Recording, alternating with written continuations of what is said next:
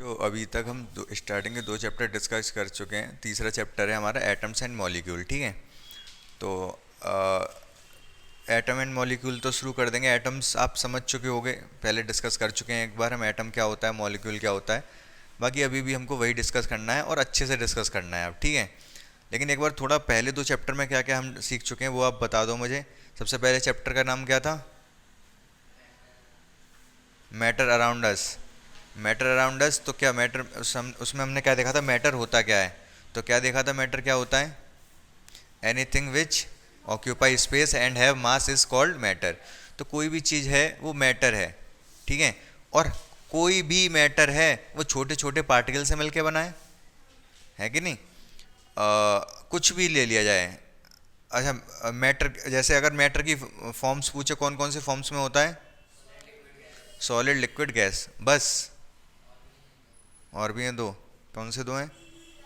Plasma और Bose Einstein condensate. ठीक है, दो और हैं, इसमें हमने प्लाज्मा थोड़ा बहुत पढ़ा था क्या होता है। बाकी चाहे स्टेट कोई भी हो, लेकिन हमने ये सीखा था कि सारे मैटर बहुत छोटे छोटे पार्टिकल से मिलके बने होते हैं। उन पार्टिकल को क्या कहते हैं हम? एटम। एटम या फिर मॉलिक्यूल, कुछ भी कहा जा सकता है। देखेंगे एटम कब कह रहे हैं, मॉलिक्यूल कब कह रहे हैं। ठीक है, उसके बाद हमने और क्या पार्टिकल की कुछ प्रॉपर्टी भी सीखी थी पहले चैप्टर में। क्या क्या याद है आपको? स्पेस होता है उनके बीच में, पार्टिकल्स के बीच में। ठीक है, अट्रैक्ट ईच अदर, और कंटिन्यूसली मूविंग, और वेरी स्मॉल। चार प्रॉपर्टीज थी ये पार्टिकल्स की। और क्या पढ़ा हमने फिर? एवेपोरेशन वगैरह पढ़ा था फर्स्ट चैप्टर में। सेकंड चैप्टर में जब हम आए तो सेकंड चैप्टर में हमने क्या क्या सीखा था? सेकंड चैप्टर का नाम क्या था? Is matter around us pure. हमारे जो आसपास के मैटर हैं क्या वो प्योर हैं या नहीं? तो क्या प्योर हैं? नहीं है। क्यों प्योर नहीं है? बहुत सारे मैटर जो हमको लग रहे हैं कि प्योर हैं वो एक्चुअली प्योर नहीं है। जैसे फॉर एग्जांपल मिल्क। मिल्क अगर हमारा ठीक है पानी मिला हुआ नहीं है तो हमें लग रहा है कि प्योर है, प्योर नहीं है भाई। क्यों? क्योंकि वो कोई पर्टिकुलर एलिमेंट नहीं है, एलिमेंट या कंपाउंड नहीं है। जैसे वाटर है, वाटर हमारे कंपाउंड है H2O।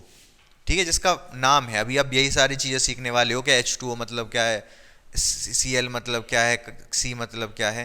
तो ये सारी चीज़ें अब जाके आपको बहुत अच्छे से क्लियर होंगी, जो आपने चैप्टर 2 में पढ़ा था कि हमारे आसपास की सारी चीज़ें प्योर नहीं है। प्योर नहीं है तो क्यों नहीं है?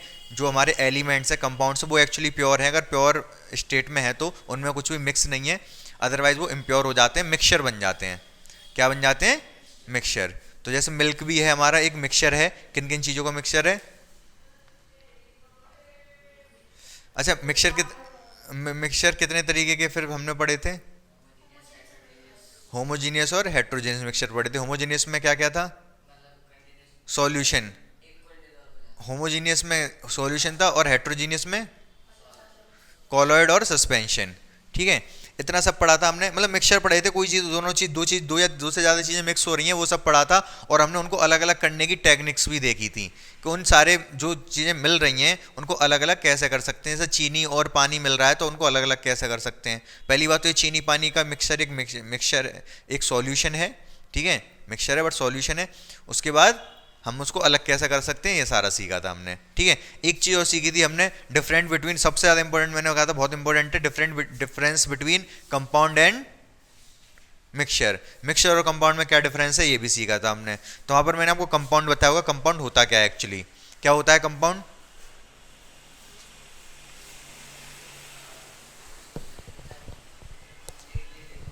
कंप्लीटली डिजोल्व, कुछ और बता रहे हो?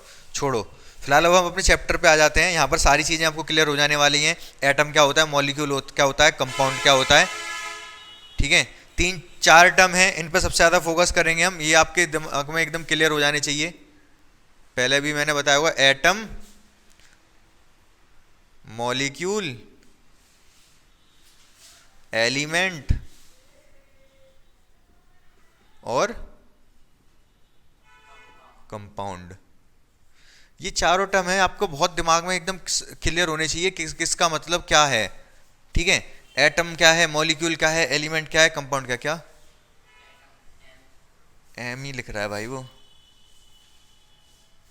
ठीक है, तो शुरुआत करते हैं हम पहले स्टार्टिंग से, कहाँ से, अपने चैप्टर की एटम से। एटम क्या होता है आप जानते हो, बहुत स्मॉल पार्टिकल्स होते हैं, कोई भी मैटर एटम से ही मिलके बना है। सबसे छोटा पार्टिकल एटम है, सबसे छोटा पार्टिकल एटम है, मतलब मॉलिक्यूल है या एटम है सबसे छोटा? मॉलिक्यूल नहीं, एटम सबसे छोटा है, वो अभी देखेंगे कैसे। अच्छा थोड़ा बहुत तो मैंने बताया होगा आपको, ये पिछले चैप्टर में जो कंपाउंड समझाया होगा, तो कंपाउंड बताया नहीं था, कंपाउंड होता क्या है, क्या होता है कंपाउंड? हाँ, वन काइंड ऑफ पार्टिकल, ठीक है बताता हूँ, मैं बताता हूँ। फिलहाल मैं एक बार ये और बता देता हूँ आपको, इस चैप्टर में हम पढ़ने क्या क्या वाले हैं। सबसे पहले एटम मॉलिक्यूल के बारे में देखेंगे, होता क्या है, ठीक है। उसके बाद लॉ ऑफ केमिकल कॉम्बिनेशन सीखेंगे। क्या सीखेंगे? Law of chemical combination. जब दो चीज़ कंबाइन होती हैं तो उनको कुछ लॉ होते हैं। केमिकल रिएक्शन में होता क्या है, या तो कोई चीज़ टूट रही है या कोई दो चीज़ मिल रही हैं, ऐसे कुछ होता है, रिएक्शन होती है। तो उसको लॉ ऑफ केमिकल कॉम्बिनेशन के थ्रू क्या क्या लॉ फॉलो होते हैं जब ये केमिकल रिएक्शन होती है, तो वो हमें लॉ सीखना है सबसे पहले। उस लॉ के बाद आप सीखोगे Dalton atomic theory. Dalton atomic theory क्या, डॉल्टन ने क्या बताया था हमको? डॉल्टन ने ये बताया था कि सबसे छोटा पार्टिकल इस दुनिया में कुछ है, वो एटम है, ठीक है। एटम से छोटा कुछ भी नहीं है। जैसे अगर कोई घर है, घर किससे मिलके बना होता है? ईंटों से। घर जो कि दिखती नहीं है हमें, अंदर है, ठीक है, कोई बात नहीं। जैसे घर ईंटों से मिलके बना होता है ना, उसी तरीके से कोई भी मैटर, इस दुनिया की कोई भी चीज किससे मिलके बनी है? एटम। सबसे छोटी चीज एटम है, ठीक है। और क्या सीखना है फिर इसके बाद? इसके बाद आप ये सीखोगे, जैसे अभी तक आपने एलिमेंट्स के नाम नहीं सीखे। जैसे हाइड्रोजन को H बोलते हैं, पता होगा लेकिन थोड़ा बहुत आपको। हाइड्रोजन को H बोला जाता है, कार्बन को C बोला जाता है, और सोडियम अगर आपने सुना हो तो उसको Na बोला जाता है, मैग्नीशियम को Mg, और क्या आपको, हाँ, ऑक्सीजन को O बोला जाता है, क्या बोला जाता है? एल्यूमिनियम को Al। तो ये सब आप पढ़ने वाले हो अभी, ठीक है। ये सब सिंबल्स सीखोगे कि किसको हम क्या बोल रहे हैं, ठीक है। इसके बाद, और ये सिंबल सीखने के बाद और क्या सीखोगे आप? इसके बाद आप फॉर्मूला बनाना सीखोगे। फॉर्मूला बनाना सीखोगे मतलब, जैसे वाटर है, वाटर का फॉर्मूला H2O है, ठीक है। वाटर मतलब जो आप पानी पी रहे हो, उसका फॉर्मूला ये होता है। अब इसमें H2 ही क्यों लगा भाई? वाटर का इसमें, अच्छा वाटर में कौन कौन सी दो एलिमेंट्स हैं? हाइड्रोजन ऑक्सीजन से मिलकर बनता है वाटर, ठीक है। हाइड्रोजन ऑक्सीजन से मिलकर बनता है वाटर, तो उसमें दो चीजें, हाइड्रोजन और ऑक्सीजन। अब H पे 2 क्यों लगा भाई? ऐसा फॉर्मूला क्यों नहीं बना? HO2, हाइड्रोजन के 2 पार्टिकल होते हैं उसमें, नहीं, सही कह रहे हो आप। हाइड्रोजन के इसमें दो एटम किसके? हाइड्रोजन के। एक एटम किसका है? ऑक्सीजन का। और ये क्या बन गया? हाइड्रोजन के 2 एटम ऑक्सीजन के 1 एटम के साथ मिलकर ये क्या बन गया? वाटर। वाटर बन गया। लेकिन ये क्या है? ये एटम से मिलके कोई चीज, 2 एटम से मिलके क्या बनता है? मॉलिक्यूल। एटम से मिलके बनता है मॉलिक्यूल, लेकिन ये कंपाउंड भी है। कैसे? अभी इसी चीज को सबसे पहले हम डिस्कस करेंगे, उसके बाद लॉ ऑफ केमिकल कॉम्बिनेशन पढ़ेंगे। सबसे पहली बात तो ये है, कि मैं पहले सारा ही लिख देता हूं।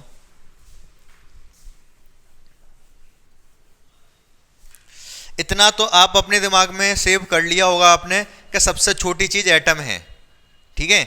मतलब ऐसे समझो आप, कोई भी अगर आपके पास वस्तु है तो उसमें सबसे जो छोटी चीज है जिससे मिलके बना है वो एटम है, एटम से छोटा कुछ नहीं है। फिलहाल के लिए इतना मान लो, वैसे उससे भी छोटा है, और डॉल्टन ने भी यही बताया था कि सबसे छोटा एटम है। डॉल्टन की थ्योरी फिर फेल हो गई थी, देखेंगे हम वन में। बहुत इंटरेस्टिंग है ये चैप्टर, ये और इससे अगला चैप्टर 4th वाला इतना इंटरेस्टिंग है। अगर आप इसमें मजा लेना शुरू कर दोगे ना तो बहुत मजा आएगा।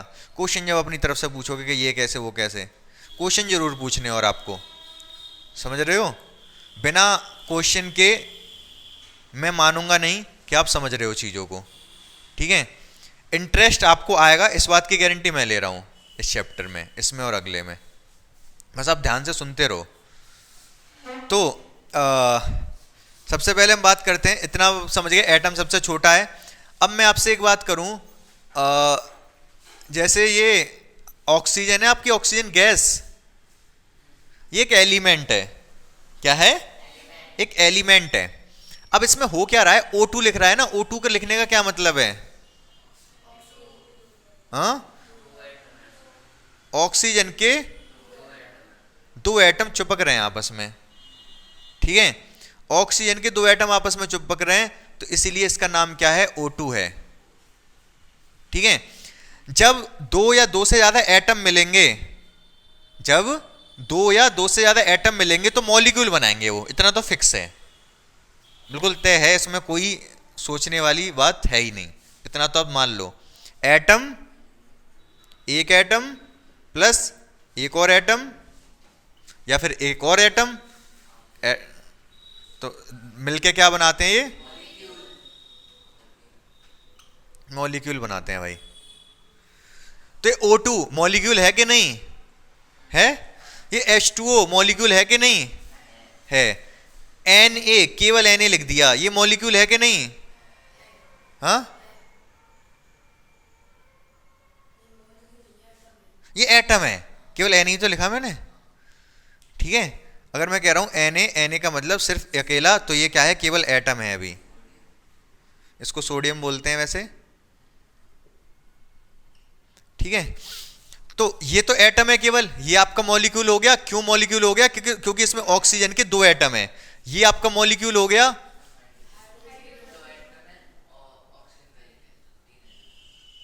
ये भी आपका मॉलिक्यूल।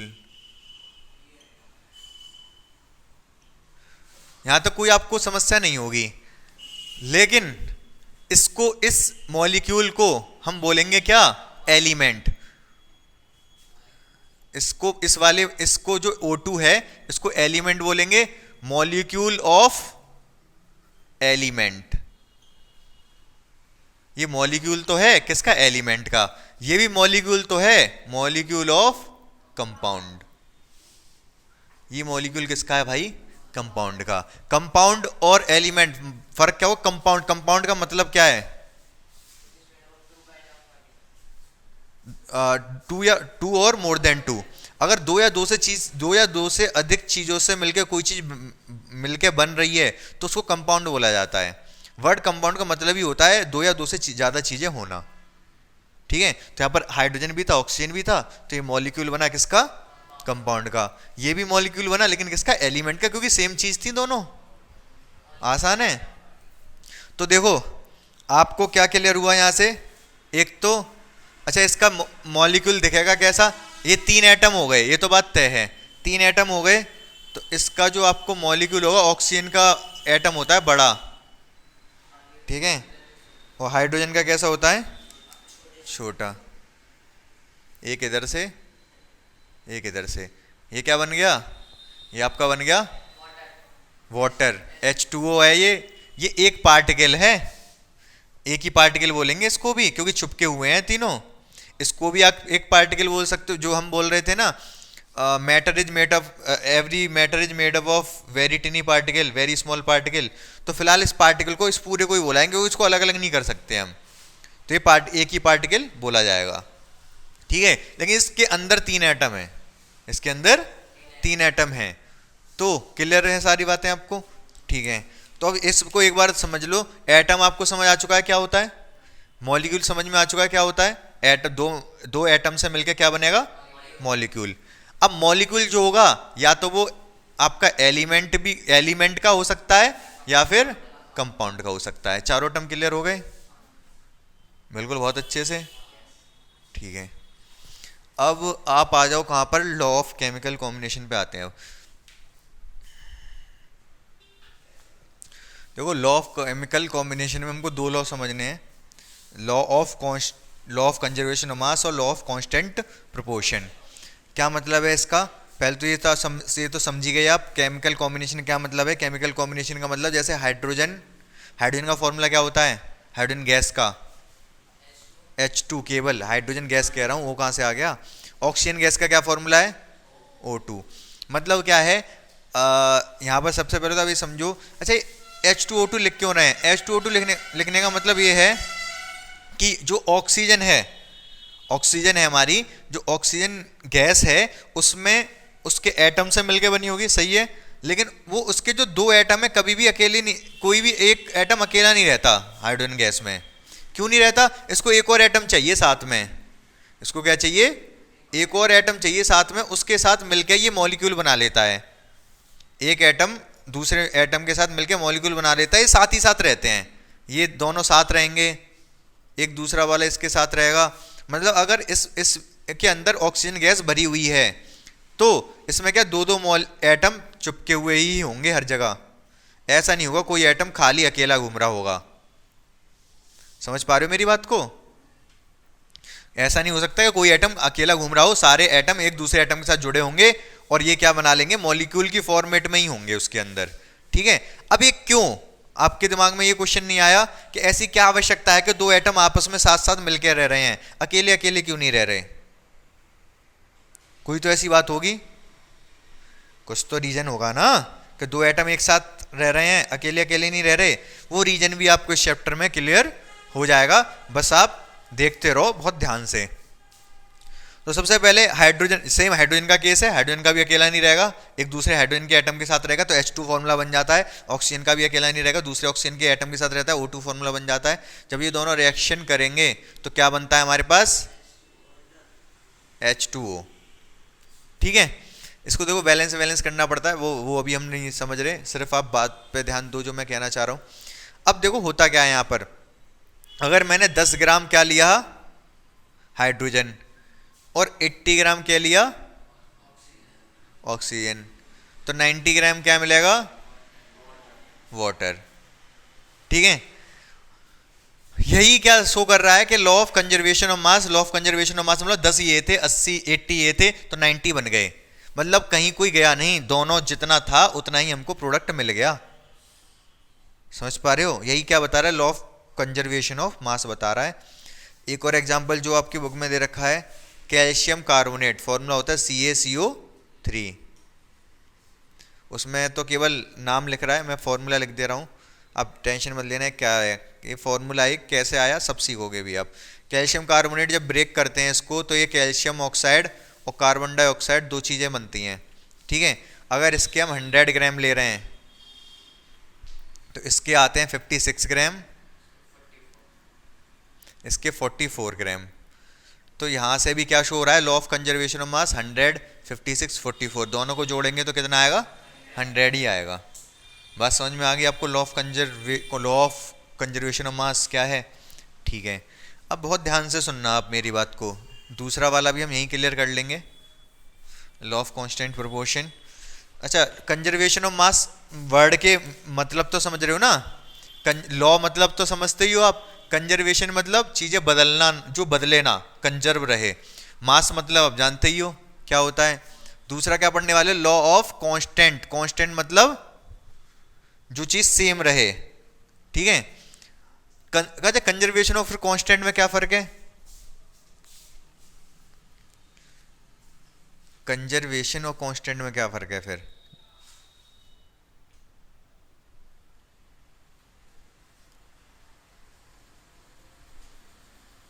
कोई चीज कंजर्व रहना मतलब वो कम ना होना। जैसे कि अगर मैं आपको अगर पेट्रोल दे दूं तो वो कंजर्व नहीं रहेगी, उड़ जाएगी। उड़ जाएगी कि नहीं उड़ जाएगी? हाँ, कांस्टेंट का मतलब बता रहा हूँ, कंजर्व का मतलब पेट्रोल उड़ जाएगी मतलब कंजर्व नहीं रहेगी। लेकिन अगर मैं आपको क्या दे दूं, ऐसी कोई चीज़ दे दूं, मैंने आपको सपोज गोल्ड दे दिया तो कंजर्व रहेगा? वो कंजर्व रहेगा, उड़ेगा नहीं। और इवन उस पर वो भी नहीं लगती, ऐसे लोहे पे तो जंग लग जाती है, उस पर जंग वगैरह भी नहीं लगेगी, तो वो कंजर्व रहता है। गोल्ड कंजर्व रहता है और पेट्रोल कंजर्व नहीं रहेगा, उड़ जाएगा। कांस्टेंट का क्या मतलब है? जैसे गोल्ड के प्राइस की बात करें, गोल्ड के प्राइस मान लो घटते बढ़ते रहते हैं, कांस्टेंट नहीं रहते। तो कोई ऐसी चीज़ जिसके मार करके बहुत टाइम से प्राइस कांस्टेंट है, 20 रुपए का मिल रहा है, तो कांस्टेंट का मतलब समझ गए, कंजर्व का मतलब समझ गए आप? ठीक है, तो constant, law of constant proportion. Proportion का क्या मतलब होता है?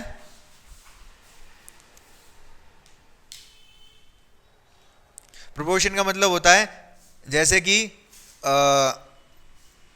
जैसे मैंने कह दिया कि अगर जैसे दो बहन भाई हैं, अब बहन थोड़ी चालू है तो वो कहेगी कि अगर तू एक लड्डू खाएगा तो मैं 2 लड्डू खाऊंगी, तो उनका एक प्रोपोर्शन सेट हो गया। अगर वो उसका छोटा भाई एक लड्डू खा रहा है तो बहन 2 लड्डू खाएगी, तो उनमें प्रोपोर्शन 1:2 का हो गया। समझ रहे हो आप? और वही रहेगा। इसका मतलब क्या है, प्रोपोर्शन का मतलब 1 और 2 का। अगर वो लड़का 4 लड्डू खाएगा तो उसकी बहन कितनी खाएगी, 8 खाएगी, 2 गुने लड्डू खाएगी। प्रोपोर्शन फिक्स हो गया। ये प्रोपोर्शन मतलब समझ रहे हो, हिस्सा बांट करना कहीं ना कहीं।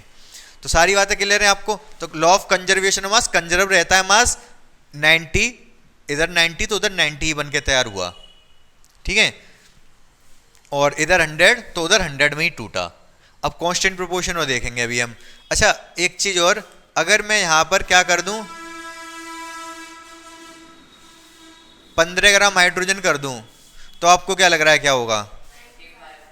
हाँ 95 ग्राम बन जाएगा ये?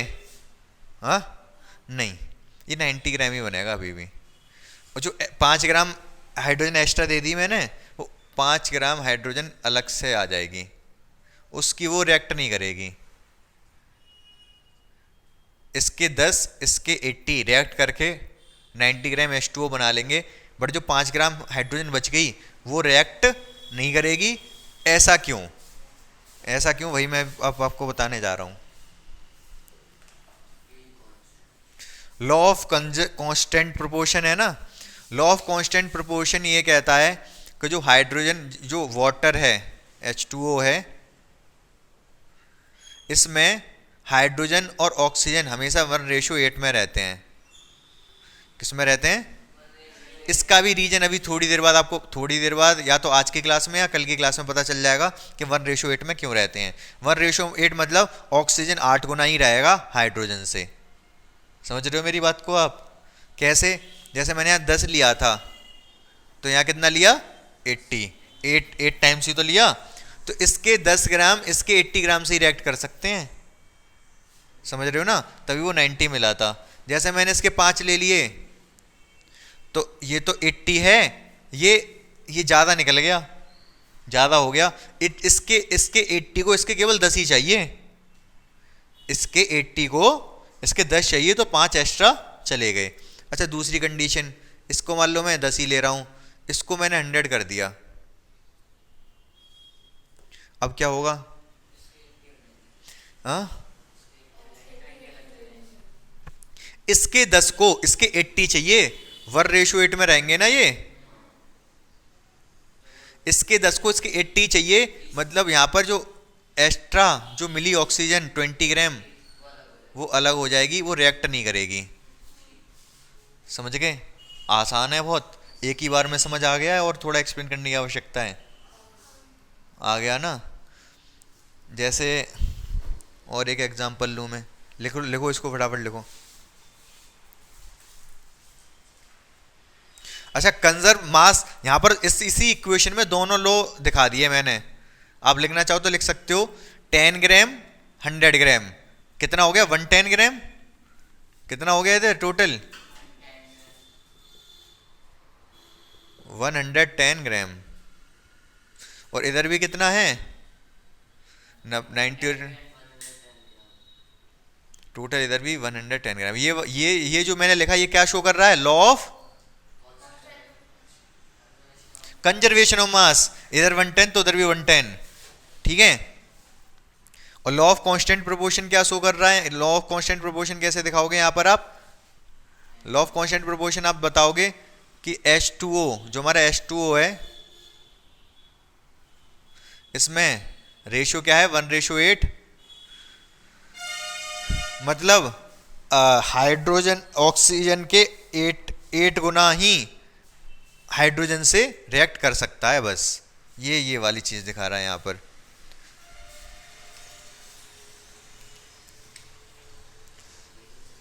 हाँ हाँ कोई बात नहीं।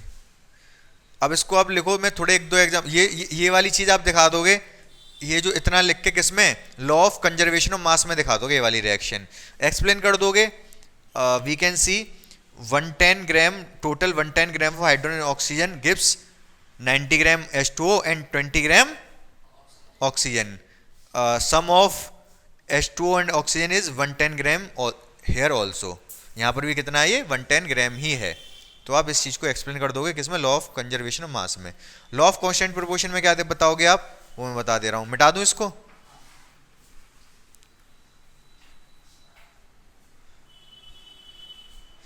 Law of conservation of mass में वैसे तो आपको यही बताना है कि पहले तो आप यही बताओगे H2O में होता क्या है, हाइड्रोजन और ऑक्सीजन किस रेशियो में रहते हैं, 1:8 में। और फिर इसके लिए थोड़ा आप एक्सप्लेन कर दोगे कैसे। अगर आप 10 ग्राम क्या ले रहे हो हाइड्रोजन और 80 ग्राम क्या ले रहे हो ऑक्सीजन, तो आपको 90 ग्राम क्या मिल जाएगा, वाटर। लेकिन अगर आपने 20 ग्राम लिया क्या हाइड्रोजन, तो ये कितना लेना पड़ेगा, हाँ कितना, 60 केवल, 160। 20 का 8 गुना, अरे इसका 8 गुना, 8 से मल्टीप्लाई करो 160, तो 8 गुना लिया हमने ये, तो पानी कितना मिलेगा 180 ग्राम। अगर मैंने इसके 15 ग्राम लिए तो ये H2O कितना लेना पड़ेगा, हाँ 120।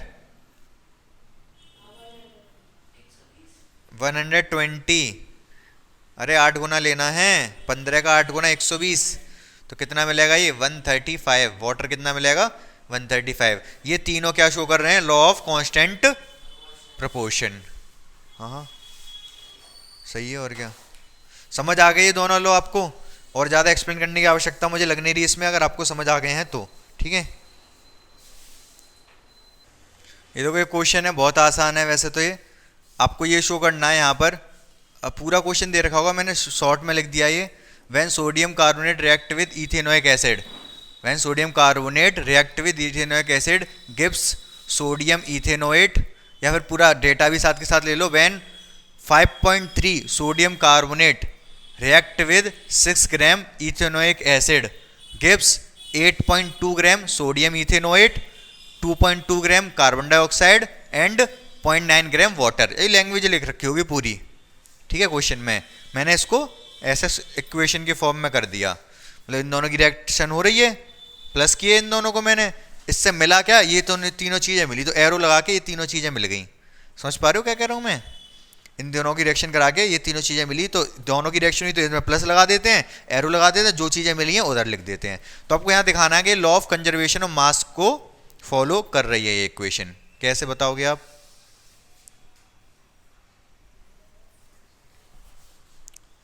जैसे ये वाले जो है ना इधर वाले, इनको रिएक्टेंट बोलते हैं ये, और सुन लो आप, इनको क्या बोलते हैं,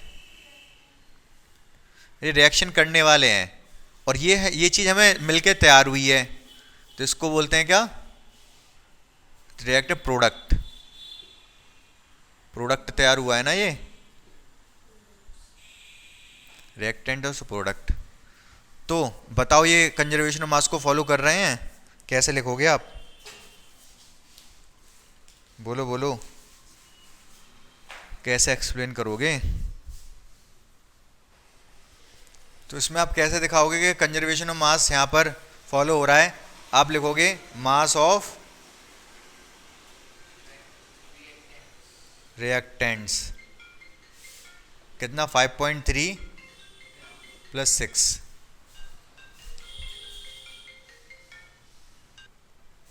5.3 + 6 कितना हो जाएगा, 11.3। मास ऑफ प्रोडक्ट्स कितना है, 8.2,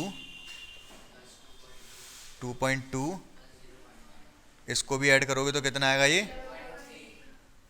मास of reactant equal to mass of product. We can say this reaction is following law of conservation of mass. और ये क्या हर कोई करेगी, ठीक है। देखो नेक्स्ट क्वेश्चन क्या है, उसने खुद से बता दिया आपको कि 3 ग्राम अगर आप क्या लेते हो कार्बन, तो उसके लिए ऑक्सीजन कितनी लेनी पड़ेगी आपको, 8 ग्राम, ठीक है। 3 ग्राम कार्बन ले रहे तो 8 ग्राम ऑक्सीजन लेनी पड़ेगी। कार्बन डाइऑक्साइड कितना मिलेगा, 11 ग्राम। ये उसने क्वेश्चन में खुद से बताया हुआ है। उसके बाद वो ये पूछ रहा है कि अगर, अच्छा लिखा क्या हुआ है कि 3 ग्राम कार्बन को 8 ग्राम ऑक्सीजन के साथ जलाया जाता है, बर्न किया जाता है, बर्न हो जाता है कार्बन। ऑक्सीजन और हाइड्रोजन दोनों जलाने का काम करते हैं। ये बात मैंने आपको बताई होगी पहले, किस में बताई थी, किस में बताई थी, कब बताई थी, हाँ, किस में? कंपाउंड्स में। कंपाउंड जब बताया था कंपाउंड क्या होता है, तो मैंने बताया था कि जब कंपाउंड बनता है तो उसकी प्रॉपर्टी बिल्कुल चेंज हो जाती हैं, उसके कॉन्स्टिट्यूएंट्स की प्रॉपर्टी से बिल्कुल अलग होती हैं कंपाउंड की प्रॉपर्टी। मतलब क्या है कि मतलब ये है कि जैसे हाइड्रोजन है हमारे पास H2, ऑक्सीजन है O2। हाइड्रोजन भी जलाने का काम करता है, ऑक्सीजन भी जलाने का काम करता है, लेकिन जब ये कंपाउंड बना लेते हैं H2O, क्या बन जाता है? पानी। ये बुझाने का काम करता है। तो कंपाउंड में बताया था ना। तो यहाँ पर कार्बन जल रही है ऑक्सीजन की वजह से। 3 ग्राम कार्बन को जलाने के लिए 8 ग्राम ऑक्सीजन की आवश्यकता होती है और 11 ग्राम क्या बन जाती है?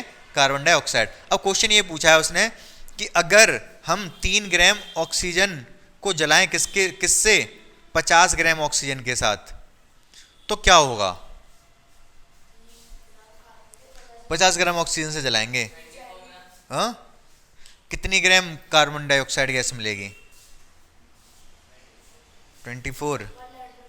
हाँ, 150। दिमाग खराब हो गया तुम्हारा, law of conservation of mass he follow नहीं कर रहे तुम तो। कार्बन है 3 ग्राम ही इस बार भी, ऑक्सीजन इस बार 50 ग्राम ले ली, तो कितने ग्राम कार्बन डाइऑक्साइड गैस मिलेगी? हाँ, 53।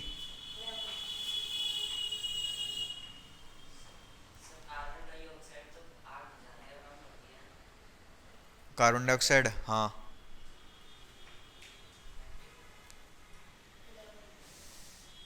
बुझाने का नहीं कह सकते, लेकिन हाँ रोक देती है। जैसे फायर एक्सटिंग्विशर होते हैं ना, फायर एक्सटिंग्विशर हमें समझ रहे हो क्या बोले? अग्निशामक, पता नहीं क्या, जो सिलेंडर लगे होते हैं, उससे कार्बन डाइऑक्साइड गैस निकलती है, वो ऑक्सीजन के कनेक्शन को ब्रेक करती है, तभी वो आग बुझती है।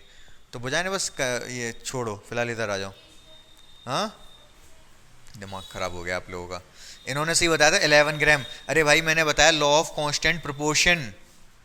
लॉ ऑफ कांस्टेंट प्रोपोर्शन क्या बताया कि अगर 3 8 से रिएक्ट कर रहा है तो 3 8 से ही करेगा रिएक्ट। यहाँ पर कार्बन और इसमें कार्बन डाइऑक्साइड में कार्बन और ऑक्सीजन का रेशियो 3:8 होता है। इसका मतलब 3 8 से कर रहा है, इसका मतलब रेशियो कितना हो गया इनका? 3:8। तो 3 ग्राम 8 से कर पाएगी, उससे ज़्यादा नहीं चाहिए उसको। तो 3 की 8 से रिएक्शन होगी, 11 ग्राम मिलेगी क्या? Carbon dioxide. और बाकी की मतलब 8 ही रिएक्ट कर पाएगी, बाकी की 42 ग्राम ऑक्सीजन अनरिएक्ट रहेगी, मतलब रिएक्शन नहीं करेगी। समझ गए आप? तो जो आपको नई जो गैस मिलेगी, अगर ये कार्बन है, ये आपका क्या है? ऑक्सीजन है, ये जब रिएक्ट कर गए तो 11 ग्राम क्या मिल गई? CO2 मिल गई। तो जो आपके पास मतलब जिसमें ये रिएक्शन हो रही है, मान लो कार्बन था ऑक्सीजन थी, इसके अंदर क्या आ जाएगा? दोनों गैसेस होंगी। कौन सी दोनों गैसेस?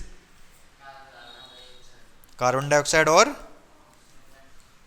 और ऑक्सीजन। लेकिन और कितनी होंगी दोनों?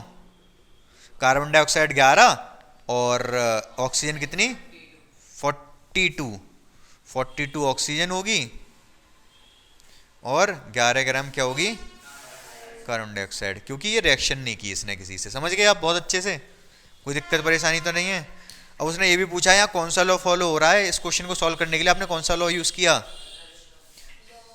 Constant proportion. कंजर्वेशन ऑफ मास का किया आपने? कांस्टेंट प्रोपोर्शन किया ना कि 3:8 है तो 3:8 ही हुआ यहाँ पर भी। ठीक है, कंजर्वेशन ऑफ मास भी हुआ है वैसे तो, क्योंकि टोटल तो हमने ये भी बता दिया, लेकिन उसने हमसे ये पूछा कि कितने ग्राम कार्बन डाइऑक्साइड गैस बनी। तो कार्बन डाइऑक्साइड गैस कितनी बनी है इसको पता करने के लिए हमने कांस्टेंट प्रोपोर्शन यूज किया है।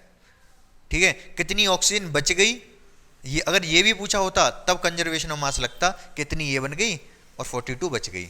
समझ रहे हो बात को मेरी अच्छे से? परसेंटेज पूछ सकता है आपसे, जैसे एक क्वेश्चन दिया गया है, मैं इसको भी जल्दी से बता देता हूँ, सुन लो आप। तो ये वाला क्वेश्चन और कर ले रहे हैं हम, ध्यान से सुनो आप। क्या क्वेश्चन दे रखा है? बोरॉन और ऑक्सीजन एक कंपाउंड है जिसमें बोरॉन और ऑक्सीजन का कंपाउंड है। ठीक है, बोरॉन का फॉर्मूला क्या होता है पता है आपको? B। ऑक्सीजन का O। पता, इसका फॉर्मूला जो बनता है उस पर बहुत ज़्यादा अभी आप टेंशन मत लेना, बता दे रहा हूँ।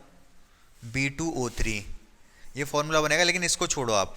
बोरॉन है ऑक्सीजन है, मिक्स है दोनों। बोरॉन कितना है? 0.096, ऑक्सीजन कितना है? 0.144। ये दोनों जब मिले हुए हैं तो एक टोटल कंपाउंड जो बन गया वो 0.24 हो गया। इन दोनों को ऐड करोगे 0.24 ही आएगा। ये तीनों डेटा दे रखे हैं। ये भी दे रखा है, ये भी दे रखा है, ये भी दे रखा है। वो बोरॉन और ऑक्सीजन की परसेंटेज पूछ रहा है। इस कंपाउंड में बोरॉन की परसेंटेज कितनी है और ऑक्सीजन की परसेंटेज कितनी है। परसेंटेज निकालनी आती है आपको सबको अच्छे से? चलो ठीक है, मैं ये कह रहा हूं, ये मेरे पास क्या है, एक बॉक्स है, इसमें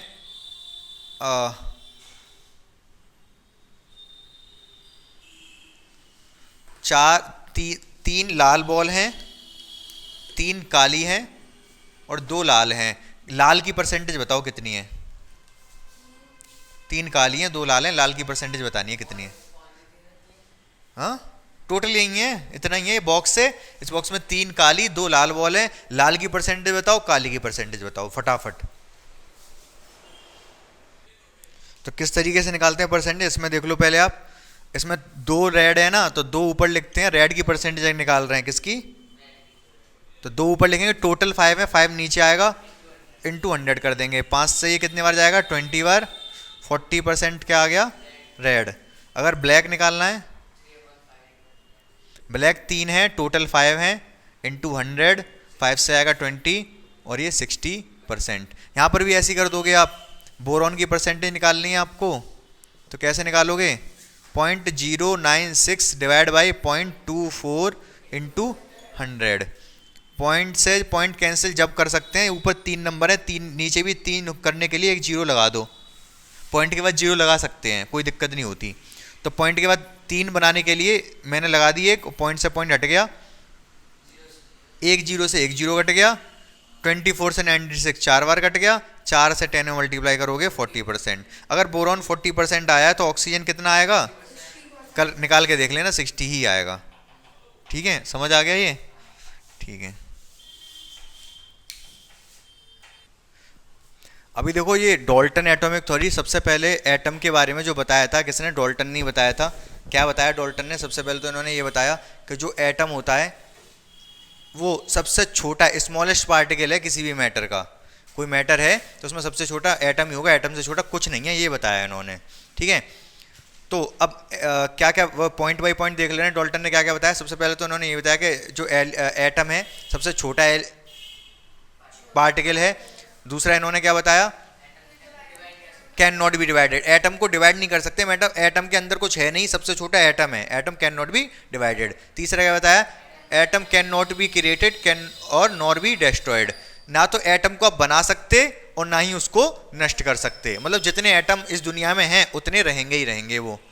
तीसरा चौथा क्या बताया इन्होंने कि जो एटम, अगर कोई एलिमेंट है और उसके एटम हैं तो वो सारे एक जैसे ही होंगे। मतलब अगर मेरे पास ऑक्सीजन है, क्या है? ऑक्सीजन, इसके अंदर बहुत सारे एटम होंगे, बेसिकली मॉलिक्यूल होंगे, मॉलिक्यूल एटम से मिलकर बना होगा। ठीक है, तो जितने सारे एटम होंगे सब एक ही तरीके के होंगे। 5वीं है ये। 4th क्या है? Atom are of various kind, there are as many kind of atom. तो एटम अलग अलग तरीके के होते हैं। एक इन्होंने 4th वाला पॉइंट, अलग अलग तरीके के एटम अलग अलग तरीके के होते हैं। जैसे मान लो मेरे पास ऑक्सीजन है और यहाँ पर क्या है? हाइड्रोजन है। तो ऑक्सीजन का एटम कुछ अलग तरीके का होगा, मान लो हो सकता है इतना बड़ा हो, और हाइड्रोजन का एटम हो सकता है छोटा हो। तो जितने सारे एलिमेंट उतने सारे एटम होंगे अलग तरीके के। ऐसा नहीं हो सकता कि दो से अलग अलग आपके एलिमेंट्स हैं, उनके एटम एक जैसे हैं।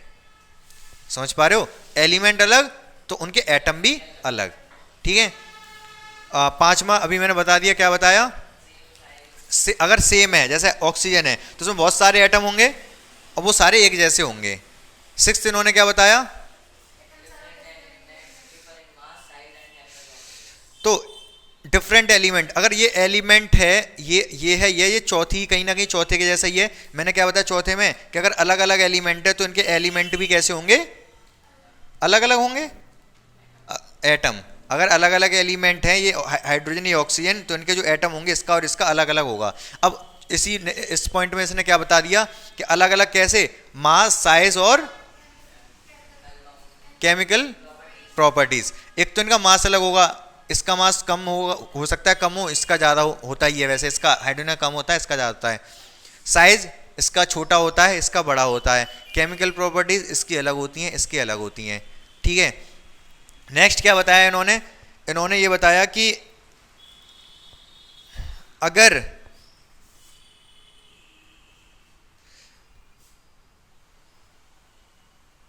तो इन्होंने बस इतना ही बताया कि अगर हमारे पास डिफरेंट डिफरेंट टाइप के एलिमेंट्स हैं, उनके एटम जब रिएक्ट करते हैं तो वो क्या बनाते हैं, मॉलिक्यूल बनाते हैं। जैसे वाटर की बात करें तो वाटर में क्या होता है, मॉलिक्यूल, पूरा ये मॉलिक्यूल है, बीच में ऑक्सीजन का, साइड में दो हाइड्रोजन के, तो ये अलग अलग एटम मिलकर क्या बना लेते हैं, मॉलिक्यूल बना लेते हैं। फिर नेक्स्ट में इन्होंने क्या बताया, अगर कोई कंपाउंड है, अगर कोई कंपाउंड है तो उसमें एटम फिक्स होंगे। कंपाउंड है तो एटम फिक्स होंगे, मतलब जैसे हमारा ये कंपाउंड है H2O, तो H2O अगर कंपाउंड है तो इसमें फिक्स है, क्या फिक्स है, 2 हाइड्रोजन और 1 ऑक्सीजन, कभी भी चेंज नहीं हो सकता। ये ऐसा नहीं हो सकता कभी 2 ऑक्सीजन हो जाए 1 हाइड्रोजन हो जाए, 2 हाइड्रोजन तो 2 ही रहेंगे, 1 ऑक्सीजन तो 1 ही रहेगा। ये नेक्स्ट पॉइंट हो गया आपका। अब इसके बाद इन्होंने क्या बताया कि जब कंपाउंड कोई बनता है तो वो स्मॉल होल नंबर में रिएक्ट करते हैं। स्मॉल होल नंबर मतलब जैसे आप ये नहीं कह सकते कि चलो भाई इतना तो बात आपको समझ में आ गई कि एक ऑक्सीजन को क्या चाहिए, एक ऑक्सीजन के वाटर में ऑक्सीजन के एक एटम को हाइड्रोजन के 2 एटम चाहिए, ठीक है। तो ऐसा नहीं हो सकता कि चलो एक ऑक्सीजन को 2 हाइड्रोजन ही तो चाहिए, तो ऐसा हो जाए कि ऑक्सीजन के 2 आ जाएं, ऑक्सीजन के 2 आ जाएं और वाटर के 4 आ जाएं, 2 इससे लग गए, 2 इससे लग गए, तो एक मॉलिक्यूल बना ले। ये कोई मॉलिक्यूल नहीं है, समझ पा रहे हो मैं क्या कह रहा हूं, मतलब 2 ऑक्सीजन हो गए, इसमें क्या 2 ऑक्सीजन और 4 हाइड्रोजन, ऐसा नहीं हो सकता। मतलब ये फिक्स है कि ऑक्सीजन 1 है, हाइड्रोजन 2 है, तो एक मॉलिक्यूल ऐसा बनेगा और ऐसा ही बनेगा। समझ पा रहे हो आप। लास्ट क्या कह रहा है इसमें ये, अच्छा जो एटम्स होते हैं वो 2 या 2 से ज़्यादा अलग अलग तरीके से जुड़ सकते हैं। जैसे हम ऑक्सीजन की बात करें तो ऑक्सीजन में क्या होता है कि ऑक्सीजन में O2 भी होता है और O3 भी होता है, 2 एटम भी जुड़ते हैं आपस में और 3 एटम भी आपस में जुड़ते हैं, लेकिन ये एलिमेंट अलग बन जाता है। कैसे, इसको हम ऑक्सीजन बोलते हैं, इसको ओजोन बोलते हैं, पता है आपको ये, नहीं O3 को क्या बोला था, ओजोन। ओजोन लेयर भी होती है, किसमें, स्ट्रेटोस्फीयर में होती है, किसमें होती है, मीजोस्फीयर, पता नहीं, देख लेना आप, आपके उसमें है ये ज्योग्राफी में क्या, हाँ अच्छा। तो जैसे इन्होंने क्या बताया कि अगर हमारे पास कोई एटम है तो वो दो या 2 से ज़्यादा काइंड में जुड़ सकता है। जैसे यहाँ पर 2 एटम जुड़े, यहाँ पर 3 जुड़ गए। इतना किसने बताया, डॉल्टन ने सारी बातें बताई, जो मैंने अभी आपको सारी बातें बताई हैं। कहीं ना कहीं समझ में आ गई होंगी आपको। अब आप करोगे क्या, एक बार रीड करना उससे, बुक में क्या क्या दे रखा है, और सारी चीज़ें यहाँ से कोरिलेट करते जाना, क्या क्या मैं बताता जा रहा हूँ, तो सारी चीज़ें समझ में आती जाएंगी कि किस पॉइंट का मतलब क्या है, ठीक है। अब लेकिन इनके ड्रॉबैक थे, किसके, इनकी जो थ्योरी है डॉल्टन की, इसके ड्रॉबैक है। ड्रॉबैक मतलब कमियाँ। कमियाँ क्या है, इन्होंने कुछ गलत बातें बताई होंगी, वही कमियाँ हैं। सबसे पहली गलत बात इन्होंने क्या बताई, बता सकते हो आप मुझे। सबसे पहला तो यही इन्होंने, atom can not be divided, atom को डिवाइड किया जा सकता है। इन्होंने कहा नहीं किया जा सकता, लेकिन हम कर सकते हैं। एटम के अंदर भी क्या होता है पता है आपको, इलेक्ट्रॉन प्रोटॉन न्यूट्रॉन, ठीक है। एटम के अंदर इलेक्ट्रॉन प्रोटॉन न्यूट्रॉन होते हैं। दूसरा इन्होंने ये दूसरा इन्होंने ये बताया कि अगर हमारे पास डिफरेंट एलिमेंट हैं तो उनके एटम भी बिल्कुल अलग अलग होंगे, उनके मासेस अलग अलग होंगे। यही तो बताया इन्होंने कि हाइड्रोजन है, ऑक्सीजन है, तो इसका भी एटम है, इसका भी एटम है, तो दोनों के मास अलग अलग होंगे, बिल्कुल अलग अलग, सेम नहीं हो सकते। लेकिन ऐसा हो जाता है कि अगर एटम अलग अलग एलिमेंट हैं लेकिन उनके एटम के मासेस सेम हैं, ऐसा हो जाता है। समझ पा रहे हो क्या कह रहा हूं मैं या नहीं। तो डिफरेंट एलिमेंट के एटम के मास भी सेम हो सकते हैं, ठीक है, और सेम एलिमेंट के मास भी डिफरेंट हो सकते हैं। तो ये तीन कमियां हैं, समझ गए तीनों आप या नहीं? हाँ ना बोलो जल्दी से। ठीक है, तो आपको डाल्टन की थ्योरी एक तो याद रखनी है कि डाल्टन ने क्या क्या बताया, सारी चीज़ आपको क्लियर हो गई होंगी कहीं ना कहीं, कुछ तो याद रहेंगी। कितने पॉइंट बताए मैंने? 10 पॉइंट। 10 में से आप पढ़ना 10 के 10 पॉइंट को, और उसके अकॉर्डिंग फिर यहाँ पे समझते भी जाना बता के आ रहा हूँ किस पॉइंट का क्या मतलब बता रहा हूँ, तो सारे क्लियर हो जाएंगे आपको। फिर उसकी तीन कमियां पहली तो यही हो गई कि एटम को आप डिवाइड नहीं कर सकते, एटम कैन जो भी गलत बताया इन्होंने, उसको डिवाइड किया जा सकता है। दूसरा ये कि अगर डिफरेंट एलिमेंट हैं तो उनके एटम के मास डिफरेंट होंगे, नहीं सेम भी हो सकते हैं। इन्होंने कहा था डिफरेंट ही होंगे बट सेम भी हो सकते हैं। और इन्होंने क्या कहा कि अगर सेम एलिमेंट है तो उसके हर एक एटम का मास सेम होगा, नहीं अलग भी हो सकता है। समझ गए तीनों अच्छे से? क्लियर है? याद कर लेना, पूछी जाती हैं, कमियां पूछी जाती हैं आपसे। इसके बाद आपका जो पोर्शन देखो, अब नेक्स्ट क्या है हमारा, सिंबल्स ऑफ एलिमेंट या फिर एटम्स कह सकते हो। तुमको एटम्स के सिंबल्स पता करने हैं, ठीक है। तो एक तो डाल्टन ने कुछ सिंबल्स दिए थे, वो देखना चाहो आप देख सकते हो। जैसे हाइड्रोजन का सिंबल ऐसे दिया था, हाइड्रोजन के बाद कार्बन का पूरा ब्लैक कर दिया था, ठीक है। ऑक्सीजन के में ओ केवल सर्कल बना दिया, ऑक्सीजन ओ ओ। देख लेना आप, अगर नहीं समझ में आया तो मैं याद करवा दूंगा आपको, उसकी भी ट्रिक्स है, ठीक है। क्या फरारी किसका है? फरारी का फॉस्फोरस, फॉस्फोरस का सिंबल फरारी का है, देख लेना आप। हम बात करते हैं जो अब फिलहाल जो यूज होते हैं सिंबल्स, उनके बारे में बात करते हैं। और उसके साथ साथ हम दो चीजें और याद करेंगे अभी फिलहाल, एक तो एटॉमिक नंबर और एक एटॉमिक मास। क्या मतलब होता है एटॉमिक नंबर एटॉमिक मास का, वो बाद में देखेंगे, फिलहाल अभी हम लर्न कर लेंगे, ठीक है।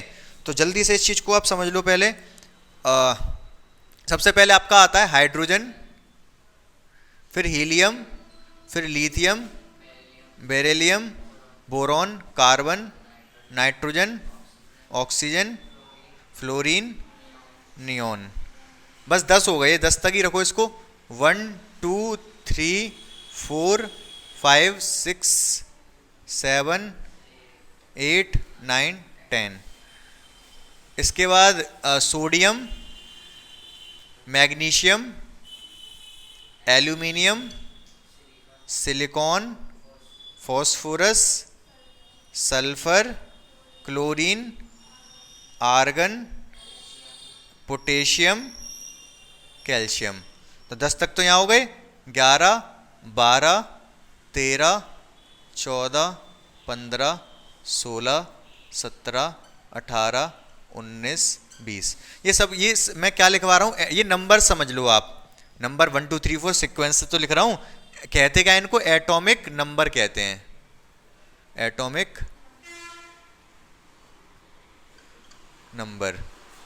इधर मैं इनके एटॉमिक मासेस भी लिखूंगा अभी, एटॉमिक मास यहाँ पर लिखे जाएंगे अभी।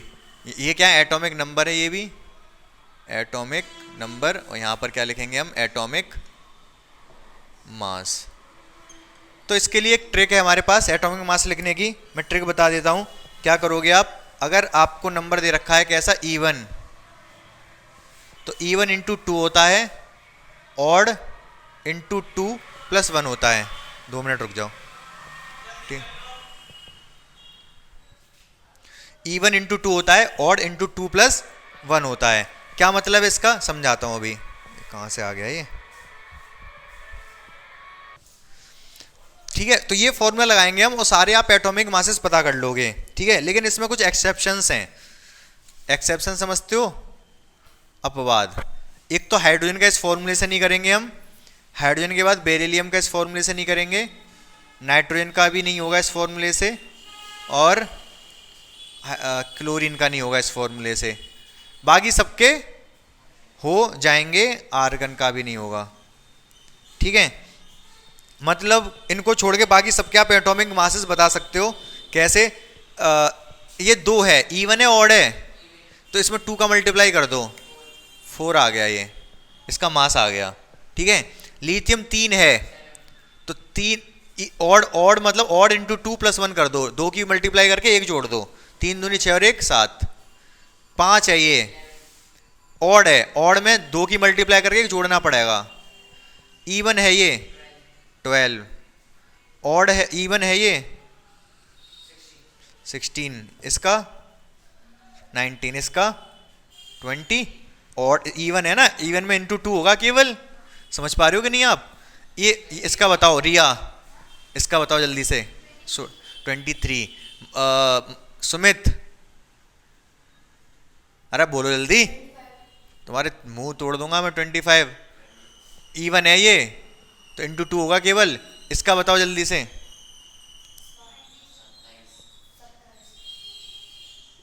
उसने बोल दिया 27। इसका बताओ जल्दी से। इसका, इसका, इसका,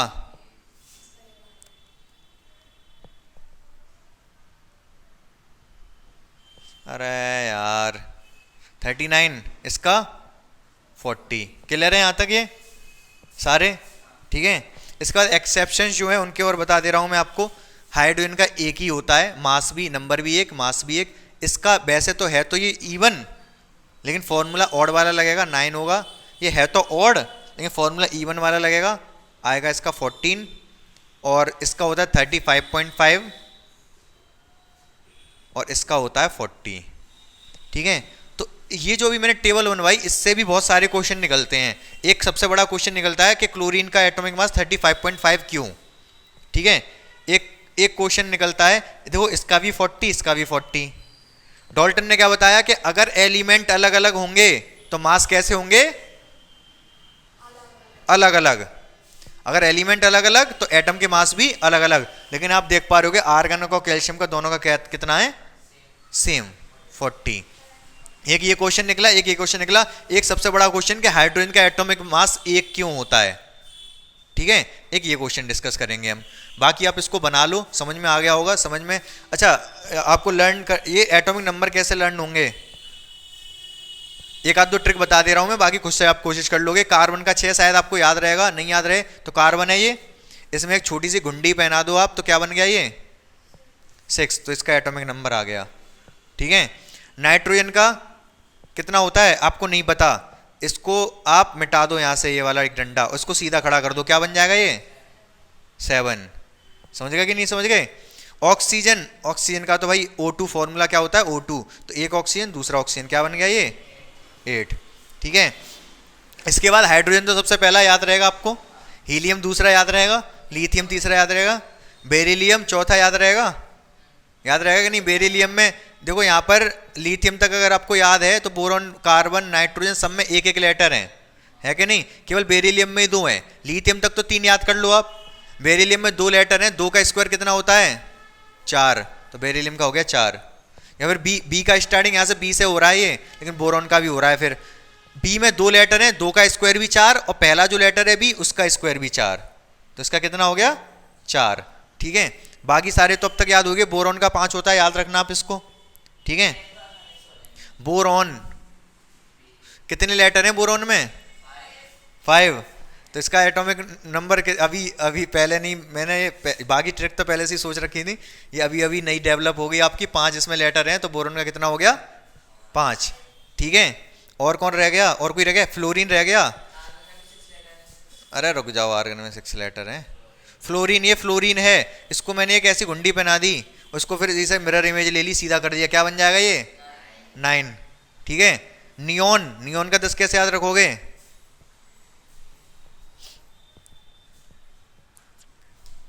जल्दी बोलो।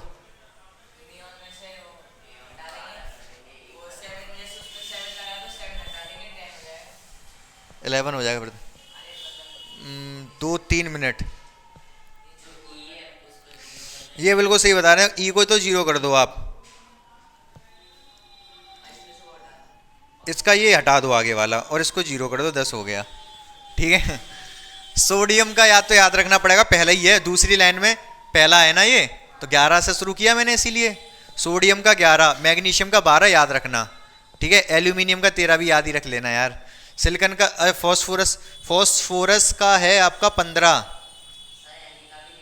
हाँ, एन का, हाँ एन का भी बन जाएगा वैसे तो, ए को हटाओ, ए का कोई सेंस नहीं बन रहा यहाँ पर, इसको भी हटा दो, क्या बन गया ये 11।